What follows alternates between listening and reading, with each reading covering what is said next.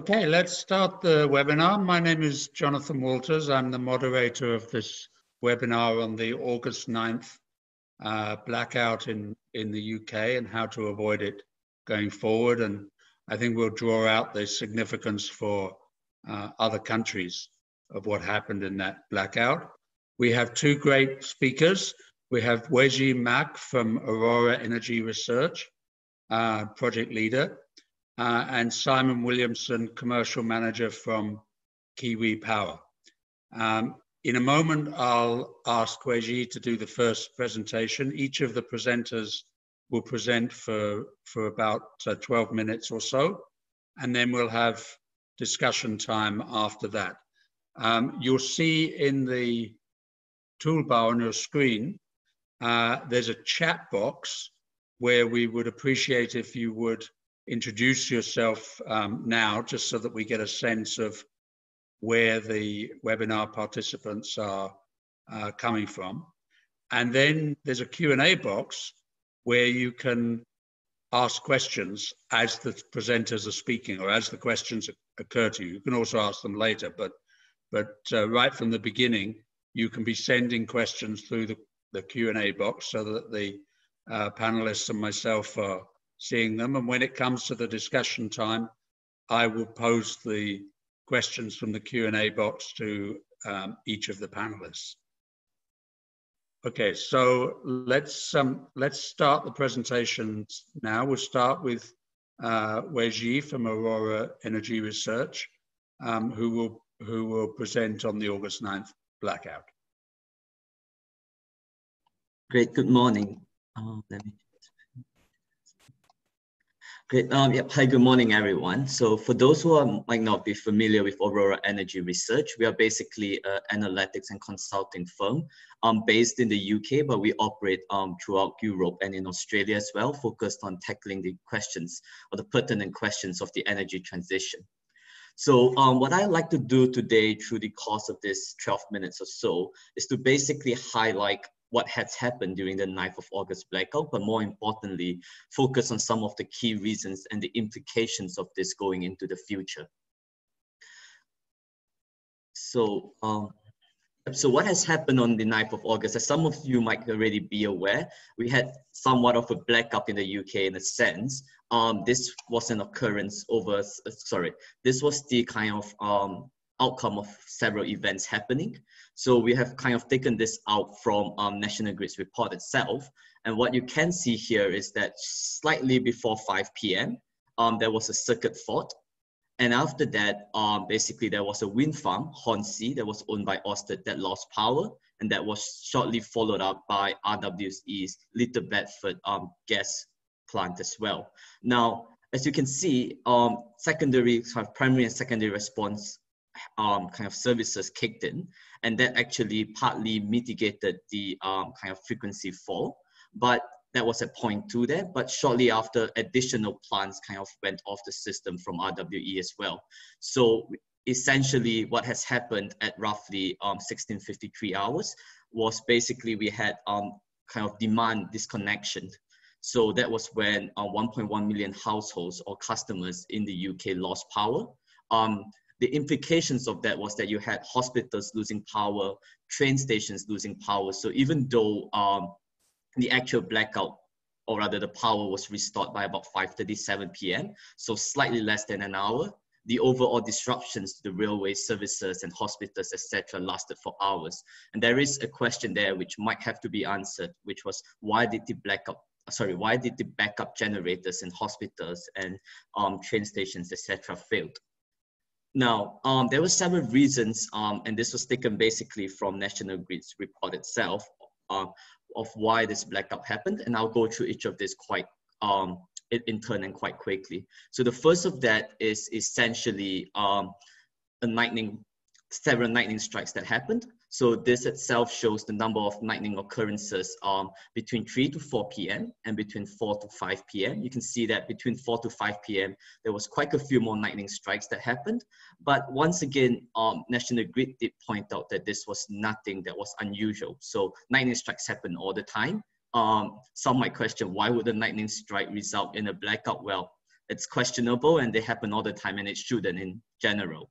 But in this case, one of the lightnings actually hit the circuit. And what happened there was basically the kind of systems in place of this power generators, and there was some embedded smaller generators as well kicked in. And to protect the power system itself, the generators decided to basically, or rather the automatic systems in these generators kicked in and shut down the plant in turn. Now, the second question here, which is, or rather the second reason here, which is actually more interesting, and it's a fundamental shift in the system, is basically the system is operating on lower and lower inertia. So what I show here is essentially the kind of historic generation in Great Britain, and I've split this out between kind of synchronous generation, so CCGTs, coal plants, nuclear plants. I also, that's the orange line, and you can see that synchronous generation has been kind of falling over time at the expense of rising non-synchronous generation. So the increase in renewables penetration through solar, through wind, etc., has resulted in more and more non-synchronous generation on the system. And quite interestingly, on this 9th of August day itself, it was actually a day where wind generation was at a really kind of high level. And there was lots of reports, and kind of, I've picked up one from Twitter where National Grid actually kind of boasted that the system was running on 67% of low carbon generation. So it was a particular day where non-synchronous generation was very high. Something that is kind of much higher than normal in the year, but overall in line with the trend that we have more and more renewables coming on the system. Synchronous generation is falling and non-synchronous generation is increasing. It should be noted as well here that wind variability in itself was not the cause of the blackout, but it could have kind of exacerbated the blackout because it limited the amount of kind of synchronous generation on the system. So CCGTs, etc. If there was very few coal plants on the system operating, etc., there wasn't as many kind of spinning turbines that could mitigate the fall in frequency. The fourth reason, and kind of in line with what I've just said, and this is quite an interesting graph here on kind of system inertia and the kind of deviations in frequencies in the system. So what I have here on the top chart, I've taken this out from the Australian energy market operator. But what they did was basically they looked at the 50 Hertz systems globally, and they looked at how the frequency performance has been in these systems. So each of these dots shows a particular point in January 2018 as a sample period. And it shows that basically these systems have actually varied, or even though they're all 50 Hertz systems, the systems have varied quite a bit in how much they have deviated from 50 Hertz. Now, one of the reasons here could be the amount of wind and solar generation. So that's what I've plotted at the bottom of this chart, which shows that in countries where wind and solar generation are higher, you could see a slightly higher deviation in frequencies around 50 Hertz. Now, there is also a secondary point here that has to be made, and I'll kind of draw back on this in a later slide, which is if you look at the UK and Australia and even Ireland, these are basically island models. So unlike Singapore, etc., where they are individual countries, the UK, Australia, etc., are quite interconnected. In Australian sense, there are several states that are connected to the NEM, the Australian market. So there is a secondary question here of is being interconnected to other countries resulting in higher frequency deviations? And a related question to that would then be, can you then rely on your neighbors to provide security of supply when you need them to do so? And I'll answer that question in a later slide. And lastly, it's a question of whether there was sufficient ancillary services, so sufficient backup services that were in place to kind of curb the loss in power. What I've taken out here is, once again, this is from National Grid's report that shows two instances where the largest planned infit loss. So National Grid procures ancillary services according to the kind of largest planned infit loss at any point in time. Now, in both of these instances, the largest planned infit loss was about 1,000 megawatts. And they actually, if you look at the amount of frequency response holding they had, it was roughly the same amount.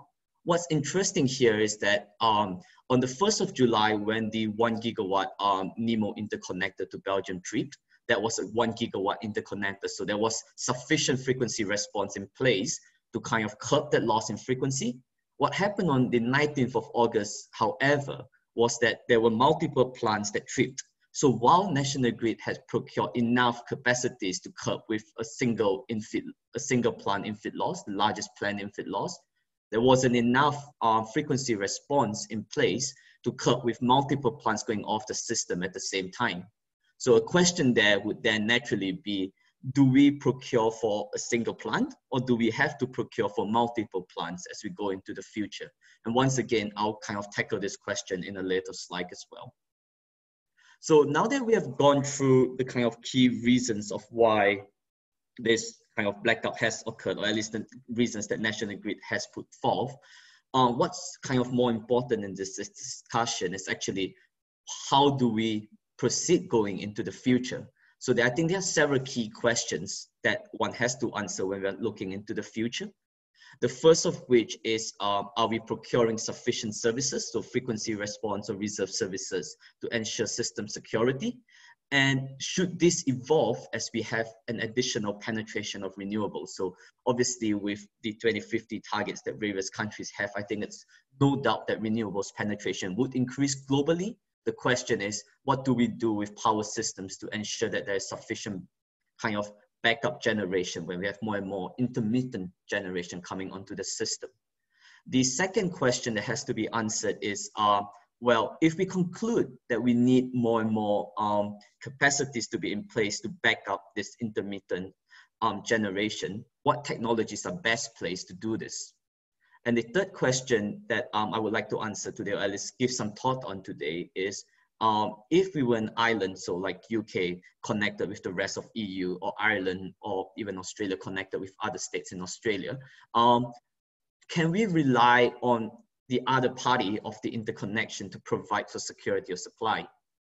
So these three questions I would focus on in the next few minutes. And there is probably a fourth question here, which is, are plant settings too sensitive? So one of the reasons why plants were coming offline, as I've mentioned earlier, was basically there was some RoCoF settings, etc. So rate of change of frequency settings, etc. that kicked in to ensure that plants, or at least the plant operator believed would keep the plant kind of reduce damages to the plant when the voltage changes. The question here is whether regulators have a role to play. It might be quite interesting to note that in Australia, during the 2016 blackout there in South Australia, regulators are now kind of looking back at that incident and trying to sue wind operators because the system frequency, or rather their settings, were too sensitive. So there is a question here whether regulators should have a role in how sensitive a plant setting is. Ofgem themselves in GB, the regulator in GB, actually recently looked into whether they had to increase the kind of RoCoF settings for smaller embedded generators as well, below 5 megawatts. So it's something that regulators are looking at. It's a question of whether they should be looking at it, and is there a role for regulators to play to ensure that plants have a kind of higher tolerance to changes in frequency. So focusing on the first three questions here, the first of which is basically, are we procuring sufficient services? So what I've shown here is three things. I've shown kind of our Aurora's forecast of renewables penetration going into the future. That's the first kind of top graph here. I've shown the system inertia evolution as renewables penetration increase.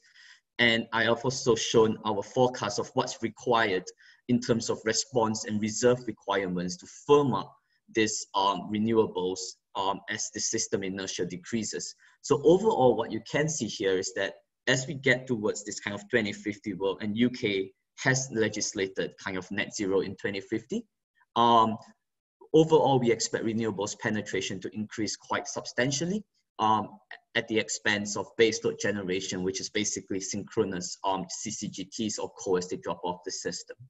What that means for system inertia is that overall system inertia would be falling quite quickly. So if you look at where we are today in terms of GVAs, it's about 417 GVAs. By 2030, we expect this to fall to 267 GVAs. What this means is that you need a lot more response and reserve requirements. So lots of terminology there, but basically it's the same as any primary and secondary response markets in different countries. That would be in place to ensure that kind of sufficient backup requirements are in place. Now, one important point to note here, and in relevance to the blackout itself, was that National Grid claimed that this was an extremely rare event. We did some very simple statistical analysis that said, well, if you had 2 independent trips of 2 power plants in every 2-minute window, once a day, how often would that happen? Well, once in every 4 years. That's kind of the probability that we that's the probability that we think it would happen. That's obviously a very rough statistical measure. So maybe it's not as extreme as what they think it would be, or as infrequent as what they think it would be.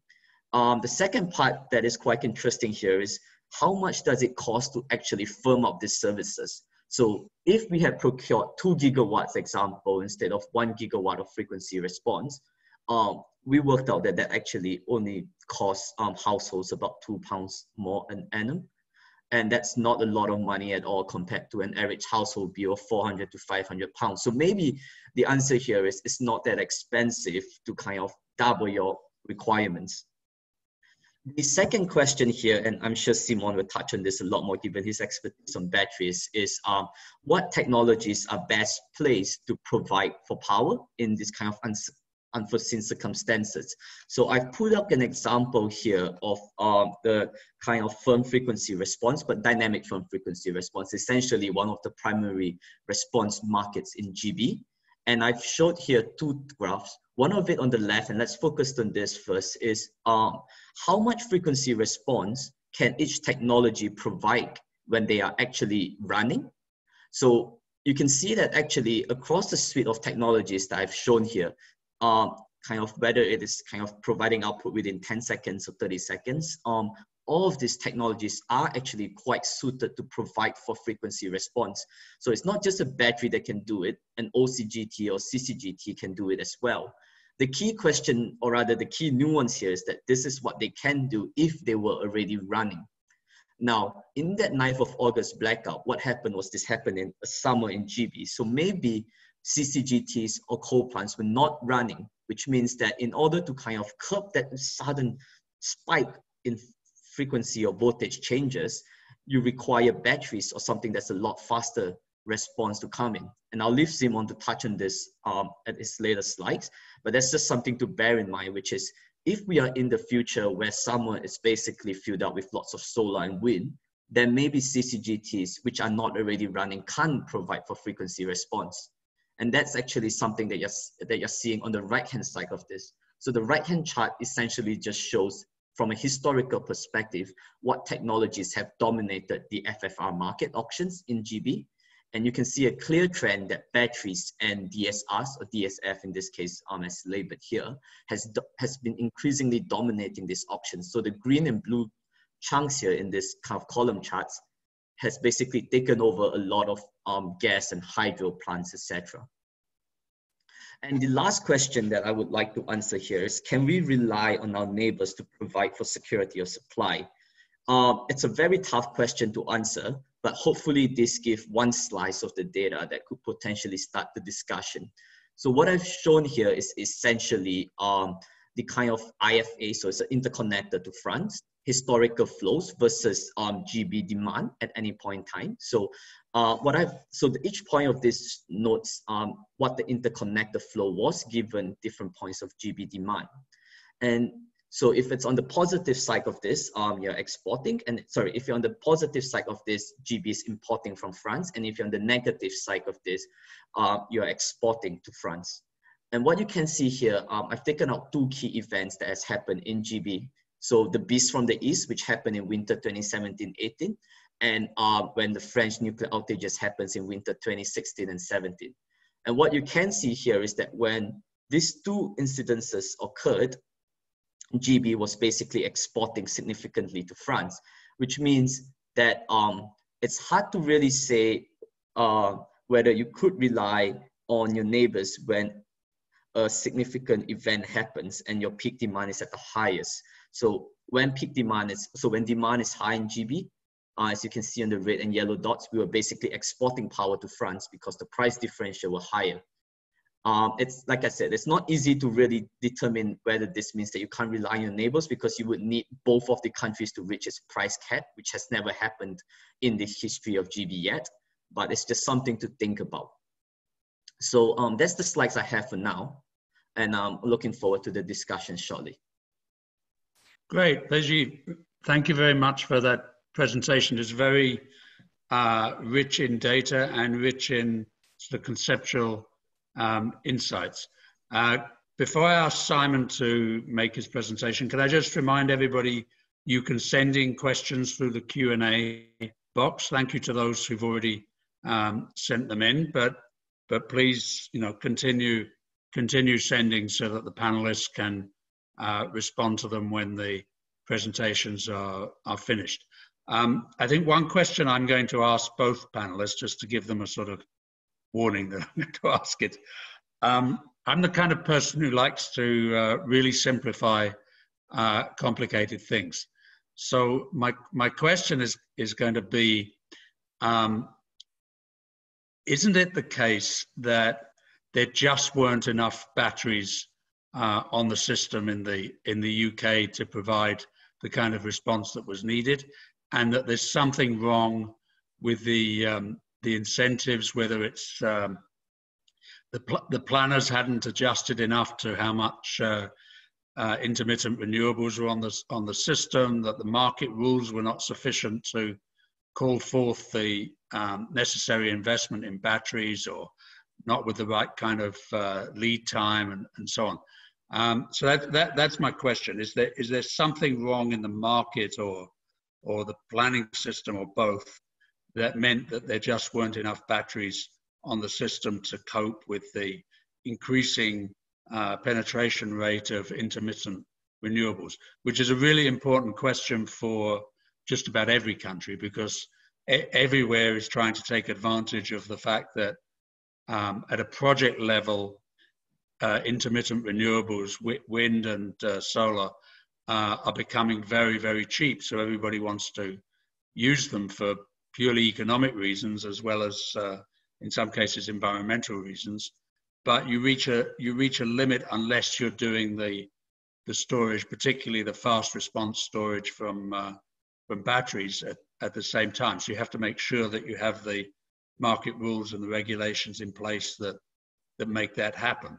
And it seems like in the UK, something wasn't done. Something went wrong in terms of getting enough batteries on the system, so that even though there's actually only a small amount of megawatts of generation capacity that went offline. I mean, 2 modestly sized power plants in a very large system really shouldn't cause the whole system to black out. So that's my question. What would bring more batteries onto the system? So let me ask Simon to introduce himself and to make his presentation. Yeah, absolutely. Thanks very much, Jonathan, and a very wide-ranging but a very worthy question, I think, absolutely, to be asking, not just for GB, not just for Europe, but absolutely everywhere, as you've correctly identified. I'll get into some of the details around where we think that the market rules and regulations, for instance, are at the present time during my presentation. But in brief, I think that we have what is still a somewhat rare event that occurred, where National Grid performed all of its duties, correctly in accordance with its own rules. And I think where we're at is a position where maybe those rules aren't quite right. Maybe those metrics, or the metrics that we're looking at, aren't quite right as well. And unfortunately, I think that there's work ongoing in all of those directions. Would you like me to jump into my presentation, Jonathan, at this time, or should we go over to Mac for a response to your question too? No, why don't you jump into your presentation, and then we'll take responses all together. Wonderful. Hopefully everyone can see my slides, and thanks very much for dialing in. Just a very brief word about myself and about Kiwi. My name is Simon Williamson. I'm Commercial Manager for Energy Storage here at Kiwi Power, which is principally known as an aggregator, so a provider really of a route to market to all sorts of distributed energy assets, including energy storage and batteries. So we rely on our technology, which we're a very technology-focused company, to enable both to provide the hardware and the software to optimize assets in the markets such as we have them today in GB. So I've prepared a few slides with the help of my colleagues on the role of batteries on August 9th, so during the blackout. So this would be more of a focus on energy storage particularly, and maybe a deeper discussion on some of the aspects of the inertial question that was raised by Mac earlier on. Okay, so I don't propose to go through the events again. I think Mac's assessment was very good. I'll just pick out a few particular points of interest for me. So the first is that we see at the point the fourth arrow down in the trace is Little Barford ST trip. So that is the steam turbine of a combined cycle gas turbine, so CCGT.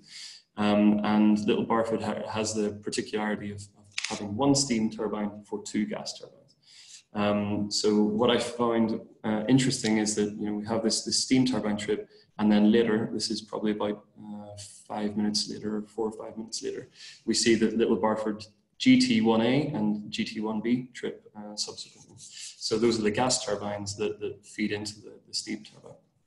And this is all really to say that we've moved from a system where we have thermal generation providing almost passively and not really being rewarded or remunerated explicitly for the provision of inertia. There's being confronted with new conditions, new operational conditions, and therefore we see that actually they're facing up to some slightly unforeseen sort of issues in that, probably never expecting that first steam turbine to go down, and then having to deal with the cascading trips basically through the gas turbines. That being said, this is obviously a pretty remarkable event that actually happened. And just for those as well, I noticed there was a question through the Q&A function. We had the load shedding question, so frequency load shedding. That's the point down at the very bottom of this blue trace. So we have frequency breaching 48.8 hertz, and that triggered really when UKPN and National Grid were starting to make decisions about where to cut load from the system in order to re-stabilize the frequency. So that's again a relatively rare event for the GB system, but one that Jonathan is quite right to indicate that two modestly sized generators going down should probably not have led to that particular situation.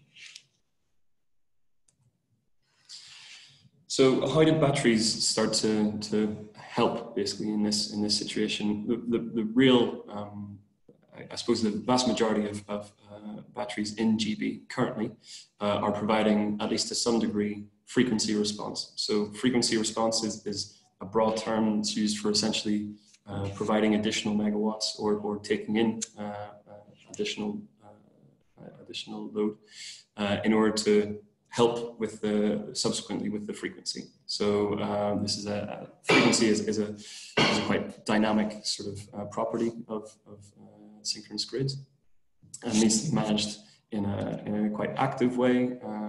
And what we see there is in the dynamic block at the top. That's where batteries have been participating in. This is overwhelmingly batteries in this instance, in the provision of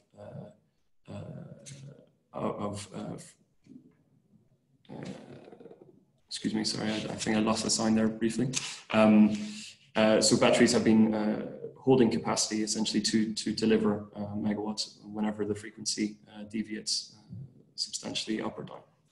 So what we saw is that there are 8 units in the balancing mechanism, 36 units in non-BM, and 10 units in enhanced frequency response, providing dynamic frequency response. So reacting really within very, very small frequency fluctuations to in the opposite direction, essentially to support the frequency of the grid.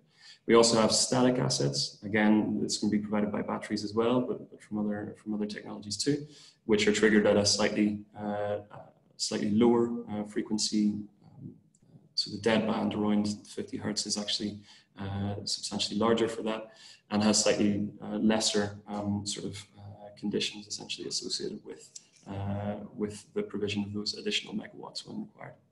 We also have some demand units, in fact, that we're able to participate fairly actively in the management of that frequency. What we can see whenever we look at these totals really is that the low frequency holding across dynamic, static, primary, secondary was more than what the electricity system operator and National Grid was expecting as the largest in-feed loss. So that seems to be appropriate. What we see here specifically for some of Kiwi Power's assets that we have under management, these are a couple of battery assets. The first one, Kennan in South Wales, a 4 megawatt, 4.8 megawatt hour system, co-located with some PUEs, wind power and anaerobic digestion. Is we can see on the left-hand side of this trace, we see it's operating. We have the grid frequency in blue, and we have the power output from the battery in green. So it's mirroring broadly the frequency that we have measured at the site. And on the left-hand side, this is a very typical sort of dynamic frequency response profile. Suddenly then we have the massive drop in frequency. And what we can see is that the battery responded very, very quickly to its maximum power level of 4 megawatts, holding that for as long as was required for the frequency to start to come back into a more normal sort of dead band around 50 hertz. And then on the right-hand side of this chart as well, we have following the 15-minute period where frequency really was quite substantially lower than intended. We have to rectify that by going over frequency for a short time. And again, dynamic frequency response providers such as the Kennan battery were able to provide that over frequency response by, in fact, absorbing energy from the system. So battery is very good at both providing over frequency and under frequency services.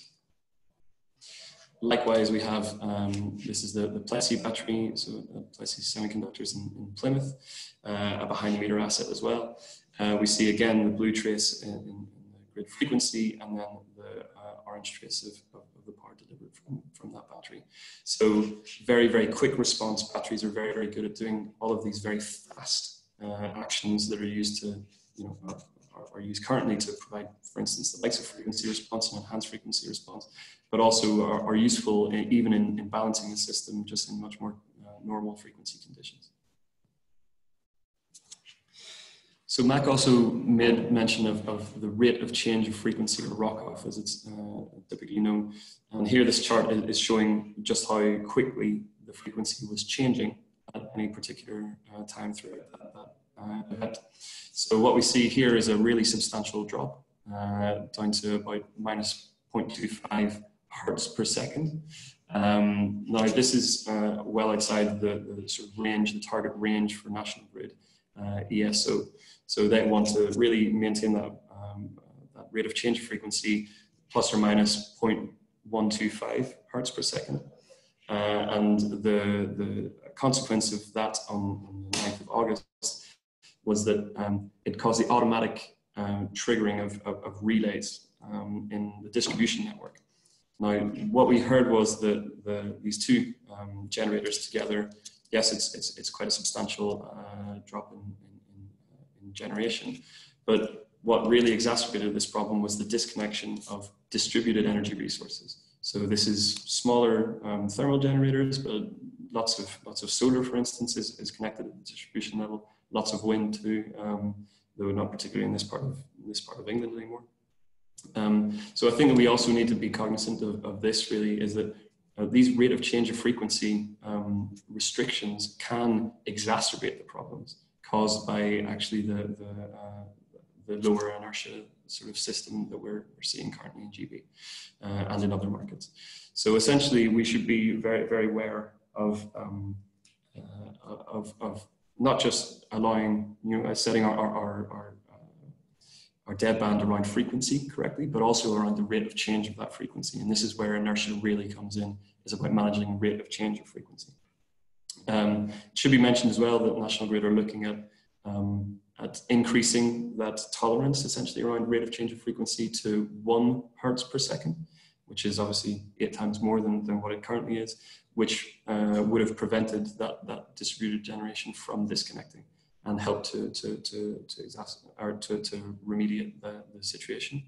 But that's a 3-year program, so we probably can't expect to see the results of that for a little bit of time. So we talked about rate of change of frequency and about inertia really being the driver for controlling rate of change of frequency. So again, just to reiterate, sorry to hammer this point, but previously in the old world of thermal generation, large point units, we saw coal and gas typically providing all of the inertia required by the system. So this is really just the spinning mass of these turbo alternator sets that weigh many, many hundreds of tons. Essentially just their reluctance to slow down or speed up particularly much through Newton's laws, and made sure that the frequency was usually roughly where it should be. And that's a passive type of approach. So what we're seeing with new non-synchronous sources of energy, like wind, like solar, like all of the interconnection to GB is DC interconnected and it's non-synchronous. That is a bit of a change in the rules of the game. So what can batteries do to alleviate this? Batteries don't have a big turbo alternator set, but they can provide synthetic inertia. So synthetic inertia really is just about matching the capabilities or the response capabilities so closely of what we're calling analog inertia here from spinning mass that in effect you can avoid the requirement for that. And there's some research here quoted at the bottom from Queen's University in Belfast, where I'm from, referring to the, in this instance, this is the ISEM, so the All Ireland electricity market. But that basically states that by allowing synthetic inertia to participate on a level or an equal footing than to sort of synchronous inertia, we can actually save the consumer plenty of money. This is 19 million euros island-wide here annually. So really by having the really, really fast response times that batteries are capable of delivering, you can actually provide some of the inertial requirements that could be demanded by the system. Another question is about, we had a question already actually in the Q&A about what the sort of model is for a battery storage system in GB. And I responded by saying that it was roughly trading between or optimizing between merchant markets like the balancing mechanism here and provision of ancillary services. And that's to maximize the revenue and therefore justify the business case for the building of a battery. So what we've seen here is what happened on that same day in the balancing mechanism. This being the shortest term sort of market to real-time delivery of power to the system. And we see that this is actually a fairly unremarkable day in the balancing mechanism. So that's noteworthy only to state that actually whenever we talk about alternative market arrangements that would enable the further access for batteries, then either we need to see some sharpening of these market signals, so in a purely merchant sort of world, or we should really be looking at actually, should we be setting up additional ancillary service markets? Should we be procuring different ancillary services? Should we be measuring the right things and procuring the right things? So what does National Grid ESO need to do to avoid a repeat of the 9th of August blackout? There are a few ideas that we've noted down here on our slides. So one is to procure more fast-acting frequency response. I mean, that's an obvious solution, I think, to most. The second is to increase system inertia by whatever mechanism that might be. And the third, reducing the sensitivity of response to rate of change of frequency. And the fourth is to review the market mechanisms that we just discussed. So in point one, we've seen that frequency response was delivering, broadly speaking, actually as it should. We had over a gigawatt of procured capacity, and we had over a gigawatt of response from those capacity providers for the purposes of frequency response. That was insufficient in this instance due to a couple of different factors. But as Max already mentioned, even doubling the amount procured for frequency response is a relatively modest increase in terms of consumer bills. Obviously, we need to get the balance right, because you can always say more and more and more. But that is a relatively simple way of doing that. It does raise some further issues around redispatch of generation, where we need to leave enough headroom actually for frequency response providers to provide that frequency response, and that could incur some secondary costs as well. But that's an obvious way to try and avert these sorts of issues again. Second one is to procure more inertia. So we can do that a couple of ways. One is to dump off non-synchronous generation and replace it with synchronous generation. That to me feels inconsistent, wholly inconsistent with the 2025 targets for essentially a decarbonized grid. We also see that we can provide synthetic inertia through smarter technology, very fast responding technology, such as batteries. We have different technology types as well that are available, but batteries are proven. They've already done that, and they're already actively doing that, in fact, today in the system. So I think that increasing the system inertia, perhaps even through explicit remuneration of inertial services, is quite an interesting idea in terms of avoiding this repeat of August 9th. The third point around the sensitivity of response to rate of change of frequency, I'm delighted that National Grid is looking at this, increasing some tolerances around frequency, not just frequency, but the rate of change of frequency. We have a system that includes increasing amounts of distributed generation of all types. We're getting into a more decentralized system, and indeed we don't really want to get into the sort of arms race of having to always increase transmission capacity, for instance, at great cost, in order to enable for further transition. So I think that in this newly decentralized system that we're living in, ensuring that those generators are not automatically disconnected, for instance, is a really good protection mechanism, and indeed it is very useful. And reviewing the market mechanisms, I've referred to inertial markets. We have ancillary services that are procured by National Grid currently. We have a certain suite of those, from enhanced frequency response, short-term operating reserve. We have our spinning tertiary operating reserve, but we have no real explicit inertial sort of market there.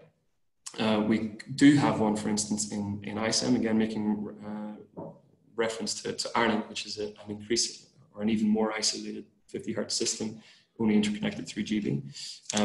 There is an explicit ancillary service for synchronous inertial response. Opening that up to all providers of inertia, whether synthetic or not, could be an interesting idea in terms of really reinforcing actually not just the business case for the building of batteries, for instance, which are required for this 2025 transition, but also in terms of actually providing a level playing field across all generators to think about, hey, well, inertia is a requirement of the system. How do we go about providing that in as efficient a way as possible and as green a way as possible? That's the end of my slides here. So thank you very much for your attention, and very happy to obviously answer any questions that come through the Q&A. Great, thank you, Simon. That was a really helpful presentation. We've had a number of questions come through the Q&A, but let me encourage people to send in more questions as we speak. Let me start with my question, which actually 2 or 3 of the questions that have come in are pretty similar to my question. So I'm going to change my question slightly, take a slight sort of step backwards. So if both of you, Simon and Weji, if you were both, the policy maker in the UK, whoever that is, and you had to choose like one policy change to make or one policy to emphasize. And you had to choose one because if you try too many things at once, then it all gets a bit lost in the shuffle, a bit lost in the noise. You want to go for one and you just want to kind of push it through, you know, rather like sort of Brexit or something. But you've got one thing to choose, right? What's your one thing that would prevent or at least substantially reduce the risk of something like this happening again in the UK? Yes. So from my perspective, I think, well, it's definitely increasing either the tolerance of plant settings or procuring more capacities to stop the frequency deviations. I think so. Just to kind of bring this back just very briefly onto your initial question, because you asked, do we have enough batteries in GB at the moment? And I think the question here, at least from the notion of a blackout, is not whether we have enough batteries, but whether we have enough firm capacities in place to prevent a blackout. Now, batteries is one example of a technology that can solve it, but at the same time, you could well be procuring for CCGTs or peaking technologies, etc., that could have solved the same problem at that point in time. So the question here should not be whether we have enough batteries, but whether we have enough firm power in place to prevent a blackout. And I think related to that is the second question of, if we believe that batteries is the answer to this, and maybe it is the answer because it's a lot faster responding, or because it kind of ties in with the wider decarbonization objective at this point in time, then the question is, how do we go around kind of procuring batteries, and whether there's sufficient financial incentive in place for batteries, which I might leave for a later question, but I think that's my thought on this. Yeah, I would echo, in fact, both of the points that Mac made. I'd say that what we can do today, or what National Grid can do today, is to procure more. They set procurement volumes for frequency response monthly, and indeed they can even start doing that weekly with the faster acting frequency response auction trials. So I think that the immediate step that I would be taking is to procure more frequency response. Unfortunately, I think that what we saw in the immediate aftermath was actually a direct contracting with thermal generators to stay online and provide that passively. I think that's wholly inconsistent with the stated objectives of the government and indeed, you know, just the absolute imperative to decarbonize our energy, our electricity system. So that's the first step. I think that absolutely this question about tolerances around frequency and around rate of change of frequency should be addressed. I think that we saw with the rate of change of frequency question that actually contributed. What is intended as a positive sort of protection mechanism for distributed generation actually contributed significantly to exacerbating a problem that was existing on the grid. And I think that distributed generators are really capable of providing quite a lot of the requirements of the grid, and you know, allowing them to participate in a more level way is always important to us. But furthermore, this is good technology that's sitting at a lower voltage level. There's no real reason to automatically have to disconnect all of that. So I think that, yeah, it would be first and foremost procure more, and secondly, look at those tolerances. Okay, thank you.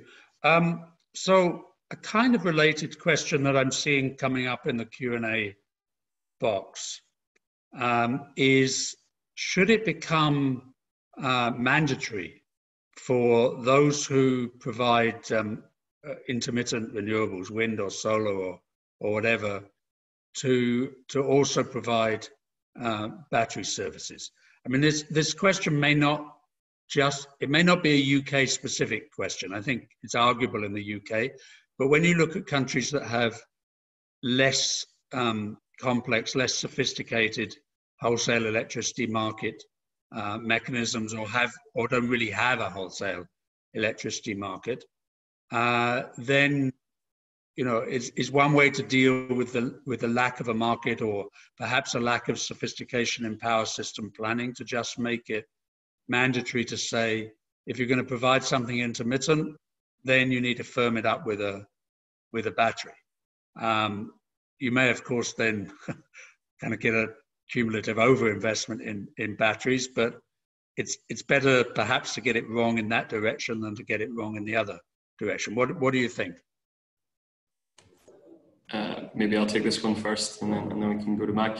I think that making it mandatory is maybe unnecessary in the GB context right now. I think we're getting quite a lot of interest through from renewable developers in particular, who are actually looking at coupling, particularly solar at the moment, with storage. Indeed, I was at a conference a few weeks ago about solar and storage, so specifically together. So I think that in the GB context is maybe coming naturally to protect against price cannibalization and all sorts of other risks essentially associated with renewables development. More broadly, though, I think that we're in a world really where we're tending towards more merchant exposure to renewable providers, for instance, who might be interested in building a battery as well, even if it's a relatively small battery, to limit their imbalance exposure, because that can be a quite penalizing sort of element in the business case for renewable development as well. So my answer would be that probably it's not yet necessary, or I don't think it's necessary in the GB context to impose that, but it could be well worth considering in different jurisdictions, particularly in a more decentralized sort of system. So if we're looking at connecting up large parts of sub-Saharan Africa, large parts of India, for instance, via solar microgrids, then I think that a microgrid without a battery would be a fairly unappealing sort of prospect, whereas one with a battery and the correct management system could be really, really strong. Yeah, that's an interesting response. I mean, certainly emphasizing the decentralized aspects. There may also be an argument for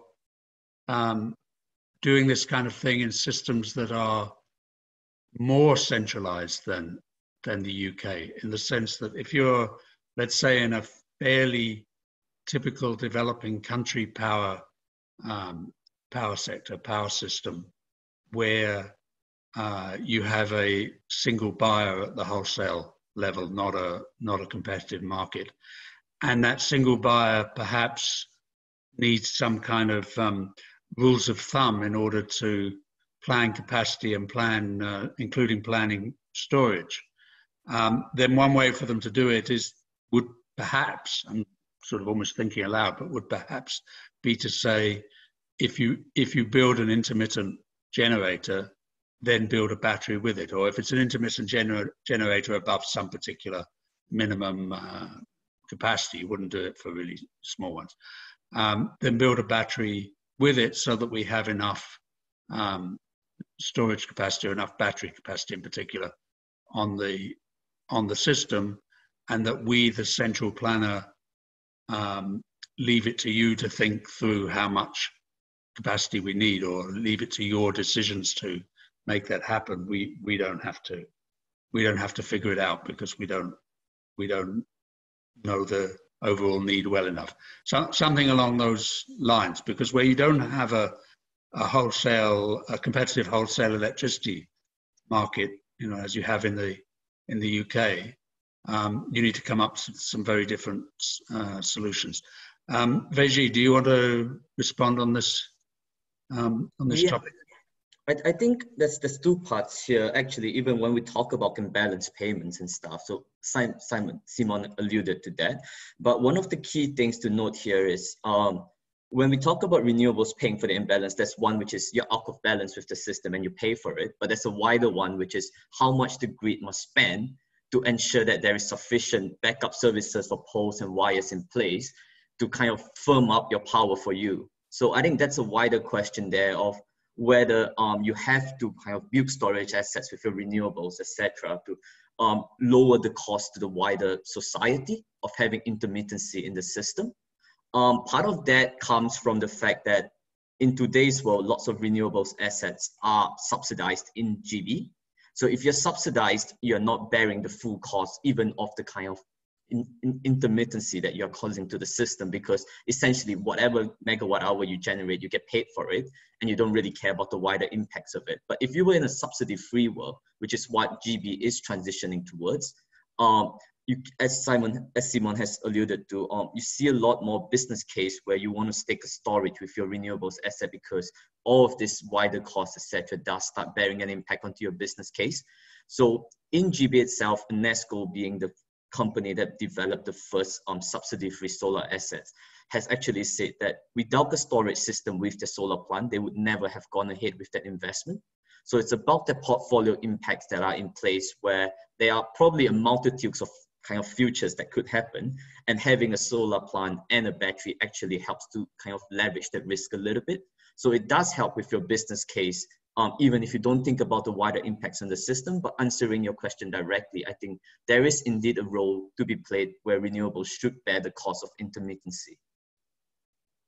No, that's an interesting response, an interesting perspective. I mean, what I think I'm seeing happening, and this is more broadly than specifically in the UK, really, is that many countries are rapidly transitioning to subsidy-free renewables, at least for the kind of, I think, what you can now call conventional renewables, the PV and the wind. They're moving towards a subsidy-free system. They're moving to it because the sort of levelized cost at the project level, not talking about the system, but the levelized cost at the project level is declining so rapidly that that people want to invest in it, and systems want it, meaning that you are coming more rapidly to a high penetration rate of intermittent renewables than many people expected until extremely recently, and many people still don't quite expect it. But it's getting so much cheaper so fast that solving this problem of flexibility solutions, and particularly of fast response storage, is becoming more urgent than most of us expected it would. I mean, many of us saw, okay, eventually that's going to be a big problem, but we didn't realize eventually was just around the corner for a lot of countries. So this question of, you know, how do you structure incentives to investors or to operators? How do you structure incentives so as to call forth enough batteries or similar fast response flexibility solutions? How do you call them forth soon enough to avoid events like you had on August 9th in the UK, and that you could have in other countries as the penetration rate of intermittent renewables rises? I mean, what I perceive happening is that these things are evolving so fast because the cost of renewables is declining so fast, that policymakers and planners and even individual investors are kind of running to catch up, which is why this kind of discussion is so important, and why I think that the August 9th event in the UK may prove to be a really kind of watershed event in people's thinking about how to manage power systems, and particularly how to manage high rates of variable renewables on those power systems. We're coming to a close, but let's just see if there's a question nestling there in the Q&A. So here's a question that occurs a few times. If you wanted to emphasize more the kind of demand responsiveness side of this, managing demand responsiveness, as compared to managing the sort of storage side of this, or the interconnector side, or some sort of supply side solution, what would you emphasize in in the UK context? What would you do more of on the demand responsiveness side in order to deal with this kind of situation? Whichever of you wants to take that first. I'll jump in then. Yeah, so Kiwi Power also does a lot of demand response, so with commercial and industrial clients in particular. I suppose that a really important way to expand that, and I think that this dovetails really well, demand response dovetails actually really well with flexibility in general. It can provide substantial flexibility across electricity, also even arguably for heat, for instance. You could use distributed heat networks, for instance, and actually manage the demand of immersion heaters, for instance, to manage that. I think there's some really, really interesting thinking currently in academic circles around this that needs to move from some of those academic circles, I think, into reality. So talking about power specifically, I'd say that time of use tariffs and smart metering, it feels like we're banging this drum again, but really sharpening the price signals again, if we want to enable wider participation in actually actively managing one's own consumption of electricity. Those will be really, really key, enabling sort of factors for that. And Kiwi Power are amongst those who are probably best situated to go and deliver some sort of offering to those consumers who are interested in actively managing their demand in GB.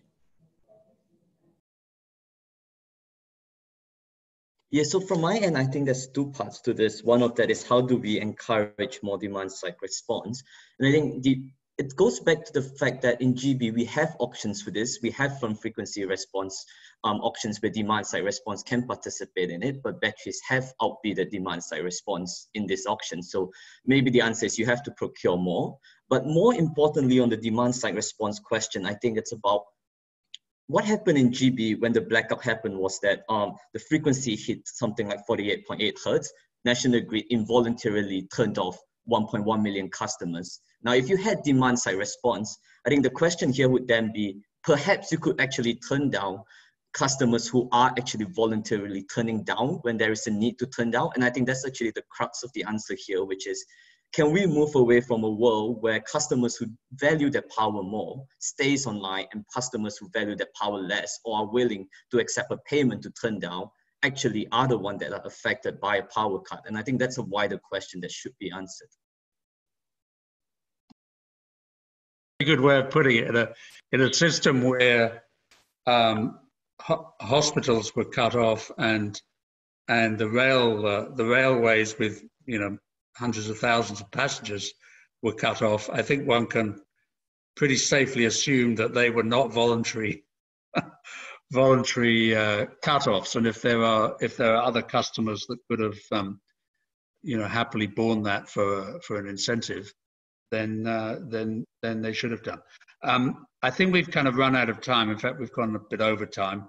I think this is a topic we could probably talk about for hours, but we don't have those hours. So let me thank Simon and Beji for very thought-provoking and informative presentations. Thank everybody for participating and sending in your questions.